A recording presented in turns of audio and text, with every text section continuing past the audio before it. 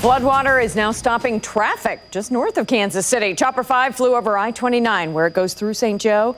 You cannot drive north of there. The interstate is closed just past town at exit 56. Now there's no water over the highway until much further north, closer to the Iowa border. And that's far from the only spot that you'll be stopped. The National Weather Service put out a map of roads that are shut down due to the Missouri River flooding. Take a look at this. All these closures start in St. Joe, go all the way then up to the Iowa border. We heard from our Kelly Taylor earlier in Amazonia. Now we turn to the other side of the state line. Our Storm Track 5 meteorologist Brett Anthony joins us now from Leavenworth. Brett, what are you seeing?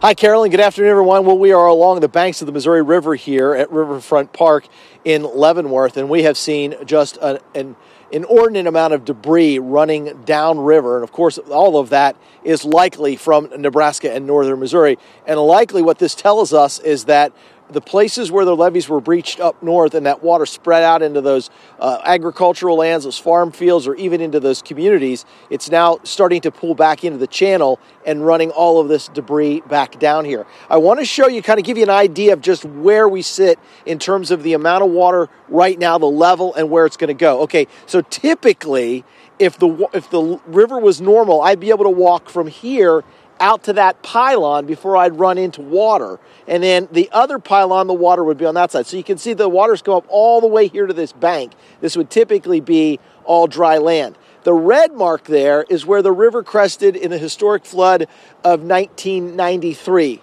Thankfully, we're not going to get close to that with this flood. We're going to end up about the second highest crest at around 29 feet. There have been a lot of folks coming down here and taking pictures throughout the day. All right, so let's talk about what's could happen upstream and what happens upstream as we look at some other video here. What you typically end up having happen is that when those levees breach up north, that water spreads out. And as that water spreads out, it drops the level down here in Leavenworth. And we've seen that, even though the campground is inundated with water, we've seen the water level drop just a little bit. As that water pulls back into the channel and comes back down, then the water levels will start to rise. So what we're seeing right now is we have a water level of 26 feet here at Riverfront Park. This is going to rise to 29, and that will put it at the third all-time highest crest. Now, what are we talking about as we go forward? I talked with a National Weather Service hydrologist earlier today. We have a couple of things to worry about. We have 4 to 6 inches of snowfall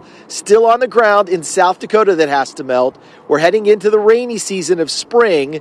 So if we were to combine that snow melt and heavy rainfall in the coming weeks, we'd likely see the water rise again. In other words, we're probably going to see the water above or at least in some sort of flood stage along the Missouri River, possibly through April, maybe into May. We'll have to keep an eye on that, of course, and a lot of that will depend on just how much rain we have going forward. In Leavenworth, I'm KCTV5 meteorologist Brett Anthony.